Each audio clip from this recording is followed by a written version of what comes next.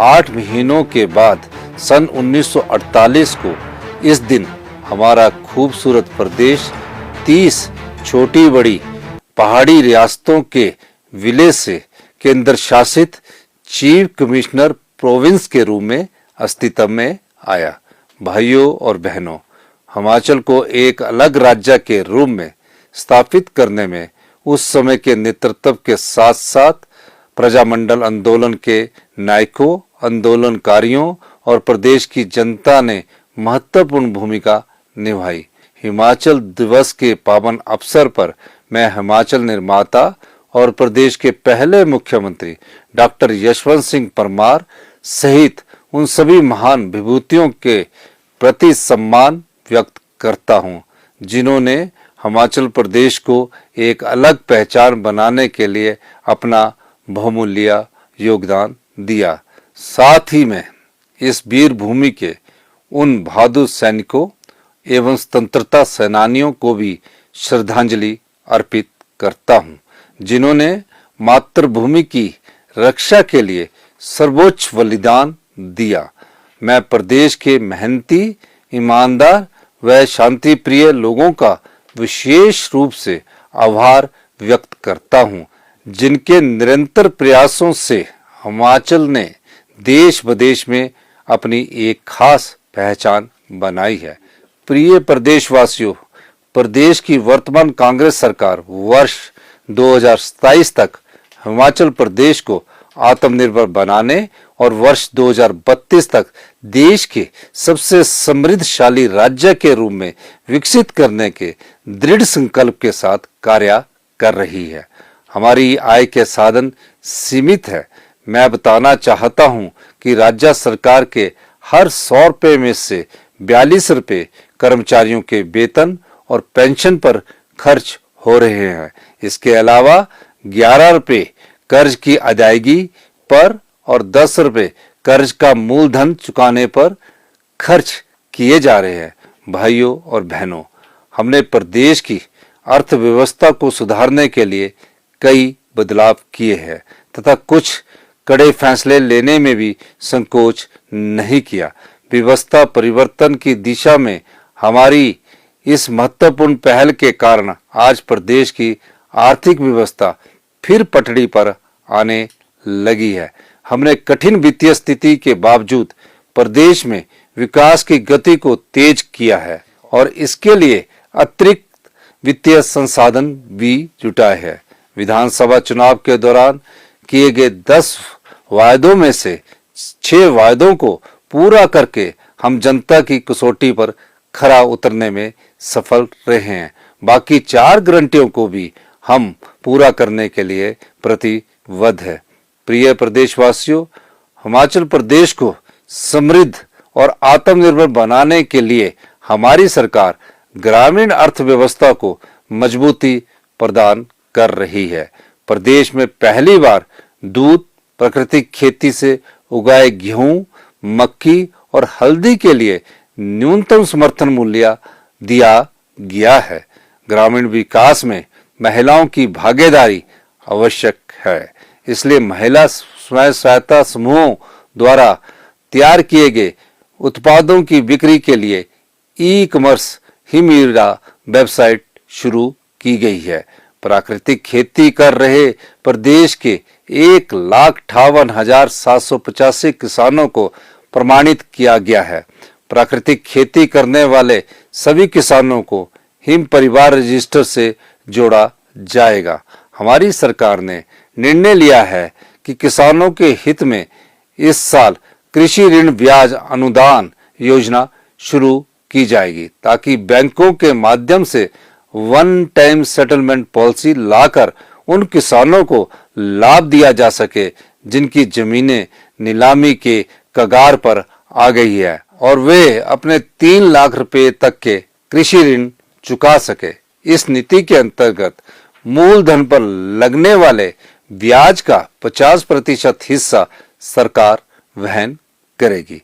हमारी सरकार ने प्राकृतिक तरीके से उगाई गई मक्की का न्यूनतम समर्थन मूल्य 30 रुपए से बढ़ाकर 40 रुपए और गेहूं का 40 रुपये से बढ़ाकर 60 रुपये प्रति किलो किया है, जिससे हमारे लाखों किसानों को आर्थिक लाभ मिल रहा है।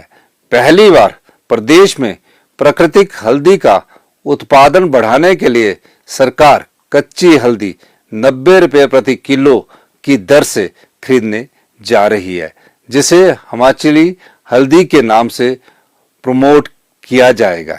प्रदेश में आलू की फसल को बढ़ावा देने के लिए हम ऊना जिले में लगभग 20 करोड़ की लागत से पोटैटो प्रोसेसिंग प्लांट स्थापित करने जा रहे हैं। भाइयों और बहनों, हमने पंजीकृत दूध समितियों को सुदृढ़ करने के लिए इन्हें मिलने वाली ट्रांसपोर्ट सब्सिडी को 1.5 रुपये प्रति लीटर से बढ़ाकर 3 रुपये प्रति लीटर करने का फैसला लिया है। आपको यह जानकर खुशी होगी कि इस साल गाय और भैंस के दूध पर न्यूनतम समर्थन मूल्य में फिर वृद्धि की गई है। हमने गाय के दूध पर समर्थन मूल्य 32 रुपये से बढ़ाकर 45 रुपये किया था, जिसे अब 51 रुपये प्रति लीटर कर दिया गया है। इसी तरह भैंस के दूध पर समर्थन मूल्य 47 रुपये से बढ़ाकर 55 रुपये प्रति लीटर किया गया था, जिसे इस साल से 61 रुपये प्रति लीटर कर दिया गया है। प्रदेश के सेब बागबानों को लाभान्वित करने के लिए हमारी सरकार ने पिछले साल से यूनिवर्सल कार्टन का इस्तेमाल शुरू किया और मंडी मध्यस्थता योजना के अंतर्गत लगभग 153 करोड़ रुपए की देनदारियां चुकाई है। हमने 31 मार्च 2026 तक हिमाचल को ग्रीन एनर्जी स्टेट बनाने के लिए लक्ष्य रखा है, जिसके लिए सौर ऊर्जा परियोजनाओं को प्राथमिकता दी गई है। प्राकृतिक और हरित हिमाचल का लक्ष्य हासिल करने के लिए हम परिवहन क्षेत्र में ई व्हीकल और इंफ्रास्ट्रक्चर डेवलपमेंट को बड़े स्तर पर प्रोत्साहन दे रहे हैं। चंबा में प्रदेश के पहले ग्रीन हाइड्रोजन मोबिलिटी स्टेशन के निर्माण का कार्य जारी है। सोलन जिले के नालागढ़ में 1 मेगावाट की ग्रीन हाइड्रोजन परियोजना स्थापित की जा रही है। इलेक्ट्रिकल वाहनों को बढ़ावा देने के लिए प्रदेश में 6 ग्रीन कॉरिडोर स्थापित किए जा चुके हैं। 3000 डीजल और पेट्रोल टैक्सी वाहनों को इलेक्ट्रिकल टैक्सी वाहनों में बदलने के लिए 40% तक का सब्सिडी प्रदान की जाएगी। 1000 बस रूटों के नए परमिट निजी क्षेत्र को आवंटित किए जाएंगे। वन प्रबंधन तथा वन क्षेत्र विस्तार में महिला मंडलों और युवक मंडलों की भागीदारी को बढ़ावा देने के लिए 100 करोड़ रुपए व्यय के साथ नई राजीव गांधी वन संवर्धन योजना लागू की जाएगी। महिला और युवा भी वनों को बचाएंगे और पैसे भी कमाएंगे। इस योजना के अंतर्गत प्रत्येक समूह को 5 वर्षों में 6,40,000 रुपए की धनराशि प्रदान की जाएगी। भाइयों और बहनों, हमारी सरकार महिलाओं को आर्थिक और सामाजिक रूप से सशक्त बनाने के लिए दृढ़ संकल्प है। हमने महिलाओं को चरणबद्ध तरीके से प्रति माह 1500 रुपए की आर्थिक सहायता प्रदान करने के लिए इंदिरा गांधी प्यारी बहना सुख सम्मान निधि योजना आरंभ की है, ताकि अपनी दैनिक जरूरतों के लिए उन्हें किसी पर निर्भर ना रहना पड़े। हमने निर्णय लिया है कि 1 जनवरी 2025 से 31 मार्च 2026 के बीच 21 वर्ष की आयु पूरा करने वाली तथा डोमेस्टिक हेल्पर के रूप में कार्य करने वाली महिलाओं को भी इस योजना का लाभ प्रदान किया जाएगा। भवन एवं कामगार कल्याण बोर्ड से पंजीकृत पात्र विधवाओं, एकल निराश्रित एवं दिव्यांग महिला श्रमिकों जिनकी आय 2,50,000 रुपए सालाना से कम है को गृह निर्माण के लिए 3 लाख रुपए की वित्तीय सहायता दी जा रही है। हमारी सरकार ने महर्षि वाल्मीकि कामगार आवास योजना को मंजूरी प्रदान की है। इस योजना के अंतर्गत 2,50,000 रुपये से कम सालाना आय वाले वाल्मीकि समुदाय के सफाई कर्मचारियों को घर बनाने के लिए 3 लाख रुपए की वित्तीय सहायता देने का प्रावधान किया गया है। समाज के संवेदनशील वर्गों के अधिक से अधिक लोगों को लाभान्वित करने के लिए बीपीएल परिवारों की सूची में संशोधन करने का महत्वपूर्ण कार्य भी हमारी सरकार कर रही है। हम यह सुनिश्चित करेंगे कि पात्र परिवार ही बीपीएल में आए और यह जिम्मेदारी बीडीओ और एसडीएम को दी गई है। भाइयों और बहनों, हमने दिहाड़ीदारों को 25 रुपये बढ़ोतरी के साथ 425 रुपये प्रतिदिन दिहाड़ी देने का निर्णय लिया है। हमारी सरकार ने मनरेगा दिहाड़ी में 80 रुपये की ऐतिहासिक वृद्धि कर इसे 240 रुपये से बढ़ाकर 320 रुपये किया है। अनाथ बच्चों, बेसहारा महिलाओं और वृद्धजनों को सहारा देने के लिए हमने मुख्यमंत्री सुख आश्रय योजना शुरू कर 6,000 बच्चों को चिल्ड्रन ऑफ द स्टेट के रूप में अपनाया है। अनाथ बच्चों को सहारा देने के लिए कानून बनाने वाला हिमाचल प्रदेश देश का पहला राज्य बना है। हाल ही में कई जिलों से चिल्ड्रन ऑफ द स्टेट को दिल्ली, चंडीगढ़, गोवा और अटारी बागा बॉर्डर आदि स्थानों पर भ्रमण पर भेजा गया है। कांगड़ा जिले को प्रदेश की पर्यटन राजधानी के रूप में विकसित करने का कार्य प्राथमिकता पर जारी है। कांगड़ा जिले में गग्गल हवाई अड्डे का विस्तार किया जा रहा है। प्रदेश सरकार ने लगभग 2,400 करोड़ रुपए की लागत से 2 चरणों में नए पर्यटन स्थल विकसित करने की योजना बनाई है। हमारी सरकार मुख्यमंत्री पर्यटन स्टार्टअप योजना लाने जा रही है, जिसके अंतर्गत गैर जनजातीय क्षेत्रों में हिमाचली युवाओं को होम स्टे यूनिट्स और होटल बनाने के लिए ऋण पर 4% और जनजातीय क्षेत्रों में 5% इंटरेस्ट सब्सिडी दी जाएगी।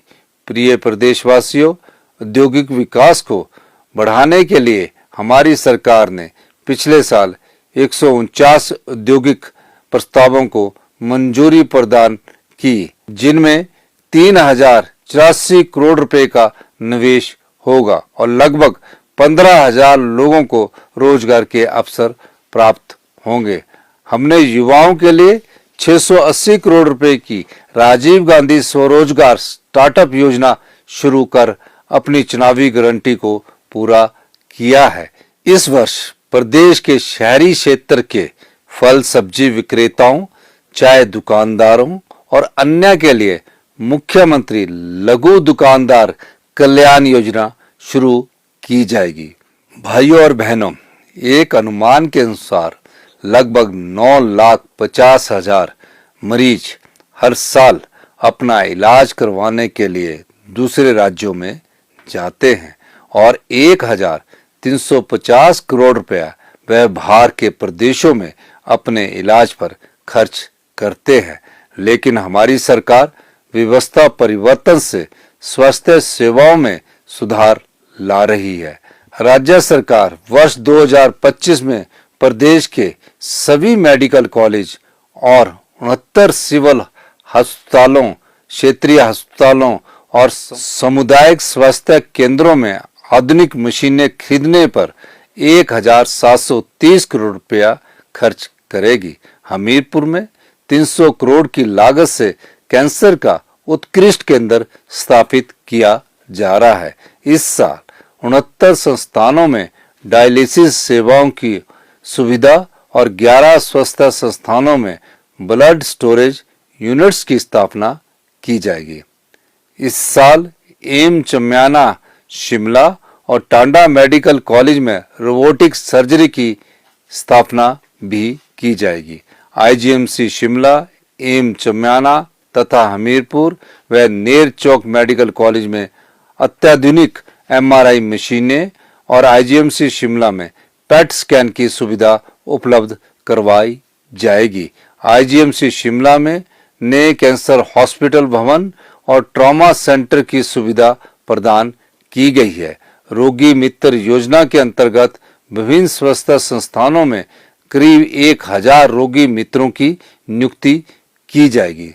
70 वर्ष या इससे अधिक आयु के मेरे बड़े भाइयों व बहनों को मुख्यमंत्री वृद्धजन देखभाल योजना के अंतर्गत स्वास्थ्य और पैरामेडिकल स्टाफ मोबाइल स्वास्थ्य वैन के माध्यम से घर घर जाकर स्वास्थ्य परीक्षण की सुविधा उपलब्ध करवाने का भी हम प्रावधान करने जा रहे हैं।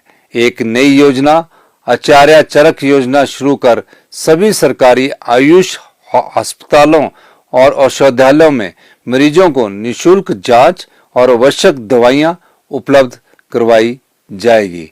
हमने सभी विधानसभा क्षेत्रों में आदर्श स्वास्थ्य संस्थान खोलने का निर्णय लिया है, जिसमें 6 विशेषज्ञ डॉक्टर जैसे medicine, orthopaedics, gynaecologist, ENT surgery, radiology आदि उपलब्ध होंगे।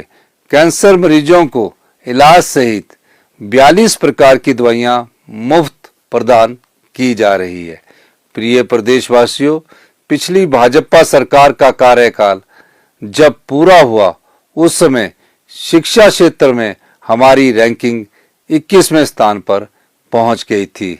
हमारे लिए यह बड़ी चुनौती थी और मुझे यह बताते हुए खुशी हो रही है कि शिक्षा को विशेष प्राथमिकता देते हुए इस क्षेत्र में सुधार लाने की दिशा में हमने प्रभावशाली कदम उठाए हैं, जिसके कारण प्रदेश की रेटिंग में जबरदस्त उछाल आया है।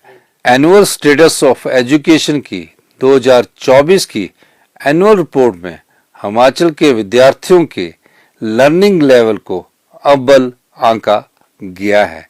इसके अतिरिक्त स्कूलों में पेयजल उपलब्धता के मामले में भी हिमाचल को अव्वल स्थान दिया गया है। भाइयों और बहनों, मेरा मानना है कि सरकारी शिक्षण संस्थानों के विद्यार्थी किसी से कम नहीं है। मैं खुद सरकारी स्कूल से पढ़कर मुख्यमंत्री के पद तक पहुंचा हूं। राज्य सरकार सरकारी शिक्षण संस्थानों में सुविधा बढ़ा रही है और गुणात्मक शिक्षा प्रदान करने के लिए हर संभव प्रयास कर रही है। हमारी सरकार का उद्देश्य क्वालिटी एजुकेशन प्रदान करना है ताकि हमारे युवा आत्मविश्वास के साथ भविष्य की चुनौतियों का सामना कर सके। हमने सरकारी स्कूल के विद्यार्थियों में आत्मविश्वास पैदा करने और उन्हें शिक्षा के समान अवसर प्रदान करने के लिए सभी सरकारी स्कूलों में पहली कक्षा से अंग्रेजी भाषा को मीडियम बनाया है। भाइयों और बहनों, प्रदेश के हर विधानसभा क्षेत्र में अत्याधुनिक तकनीक से लैस Rajiv Gandhi day boarding school स्थापित किए जा रहे हैं और इस साल 31 डे बोर्डिंग स्कूलों के निर्माण की प्रक्रिया आरंभ कर दी जाएगी। शिक्षा में सुधार के कदम उठाते हुए हमने प्री नर्सरी से 12वीं तक एक ही डायरेक्टरेट ऑफ स्कूल एजुकेशन का गठन किया है, जबकि डायरेक्टरेट ऑफ हायर एजुकेशन कॉलेजों सहित उच्च शिक्षा के सभी पहलुओं की देखरेख करेगा। विधवा, बेसहारा, तलाकशुदा महिलाओं और विकलांग माता पिता के बच्चों की शिक्षा के लिए वित्तीय सहायता प्रदान करने के उद्देश्य से हमारी सरकार ने इंदिरा गांधी मुख्यमंत्री सुख शिक्षा योजना शुरू करने का निर्णय लिया है। इस योजना के अंतर्गत पात्र लाभार्थियों को 18 वर्ष से कम आयु के बच्चों की शिक्षा, स्वास्थ्य और पोषण संबंधी खर्चों को पूरा करने के लिए हर महीने 1000 रुपया सहायता का प्रावधान किया गया है। ग्रेजुएट, पोस्ट ग्रेजुएट, डिप्लोमा या वोकेशनल कोर्सेज में प्रवेश पाने वाले बच्चों को ट्यूशन फीस और हॉस्टल का खर्चा वहन करने के लिए भी सरकार वित्तीय सहायता प्रदान करेगी। अध्यापकों के लिए विदेशों में एक्सपोजर विजिट की नई पहल भी हमने की है। शैक्षणिक गतिविधियों का ज्ञान अर्जन करने के लिए पहले चरण में 200 अध्यापक सिंगापुर भ्रमण पर भेजे गए। प्रदेश सरकार ने 50 मेधावी विद्यार्थियों को 11 दिनों के शैक्षणिक अध्ययन के लिए कंबोडिया और सिंगापुर भेजा और इस पहल की राष्ट्रीय स्तर पर सराहना हुई। हमारी सरकार ने निर्णय लिया है कि महाविद्यालयों और स्कूलों में विभिन्न श्रेणियों के कुल 1000 पद भरे जाएंगे। हिमाचल प्रदेश में नशीले पदार्थों के सेवन और तस्करी को रोकने के लिए हमारी सरकार गंभीर कदम उठा रही है। सत्ता में आते ही हमने पिट एनडीपीएस एक्ट को लागू किया, जो पिछली भाजपा सरकार 5 साल तक लागू नहीं कर पाई। इस कानून के लागू होने के बाद ऐसे लोगों की गिरफ्तारी हुई जो बार बार नशे के काले कारोबार में शामिल थे। आज के दिन मैं नशे का कारोबार करने वालों को कड़ी चेतावनी देता हूं कि इस कारोबार में शामिल लोगों को सलाखों के पीछे पहुंचाया जाएगा तथा उनकी संपत्ति की जांच होगी और राज्य सरकार उन्हें अटैच करेगी। अगर संपत्ति अतिक्रम कर बनाई है तो उसे गिराया जाएगा। हमने सभी जिला प्रशासनों को पंचायत स्तर पर नशीले पदार्थों के सप्लायर और इसके आदी लोगों सहित ड्रग नेटवर्क की मैपिंग करने के निर्देश दिए हैं। हमारी सरकार ने नशे के विक्टिम और अपराधियों में अंतर करने के लिए एचपी एंटी ड्रग एक्ट विधानसभा से पास किया है। यह एक्ट विक्टिम के प्रति संवेदनशील रवैया रखता है। हम नशे के दलदल में फंसे व्यक्तियों को फिर से समाज की मुख्य धारा में शामिल करने का प्रयास कर रहे हैं। नशीले पदार्थों की तस्करी को रोकने के लिए स्पेशल टास्क फोर्स बनाई जा रही है। सिरमौर जिला के कोटला बड़ोग में एक state of art rehabilitation centre बनाया जा रहा है। अन्य जिलों में भी इस प्रकार के सेंटर स्थापित किए जाएंगे ताकि नशे के दलदल में फंसे युवाओं को इससे आजाद करने में उनकी सहायता की जा सके। हिमाचल में ऑर्गेनाइज्ड क्राइम की घटनाओं को देखते हुए राज्य सरकार ने ऑर्गेनाइज्ड क्राइम कंट्रोल एक्ट भी पास कर दिया है, जिसे पुलिस बेहतर ढंग से ऐसे अपराधियों पर नकेल कस पाएगी। हिमाचल प्रदेश में जल आपूर्ति की गुणवत्ता में सुधार लाने के उद्देश्य से 200 करोड़ रुपए के प्रावधान के साथ नई मुख्यमंत्री स्वच्छ जल शोधन योजना की शुरुआत की जाएगी। 745 करोड़ रुपए की लागत से 8 जिलों के ग्रामीण क्षेत्रों में 20,663 घरों तक बेहतर आपूर्ति सुनिश्चित की जाएगी। प्रिय प्रदेशवासियों, यात्रियों को बेहतर परिवहन सेवाएं प्रदान करने के लिए सरकार लगातार प्रयास कर रही है। इस साल परिवहन निगम में अतिरिक्त 500 ई बसों की खरीद की जाएगी। शिमला शहर में 1,734 करोड़ 40 लाख रुपए की लागत से दुनिया के दूसरे सबसे बड़े रोपवे का निर्माण कार्य जल्दी शुरू किया जाएगा। 15 स्टेशनों को जोड़ने वाला यह रोपवे लगभग 14 किलोमीटर लंबा होगा। भाइयों और बहनों, देश की आजादी के बाद पहली बार बड़ा बंगाल जैसे अति दुर्गम क्षेत्र को सड़क सुविधा से जोड़ने और शिमला जिला के दुर्गम क्षेत्र डोडरा क्वार तक पक्की सड़क पहुंचाने की पहल की है, जिससे ये क्षेत्र भी विकास की मुख्य धारा से जुड़ जाएंगे। हमारी सरकार ने भ्रष्टाचार पर अंकुश लगाने के लिए जीरो टॉलरेंस नीति अपनाई है।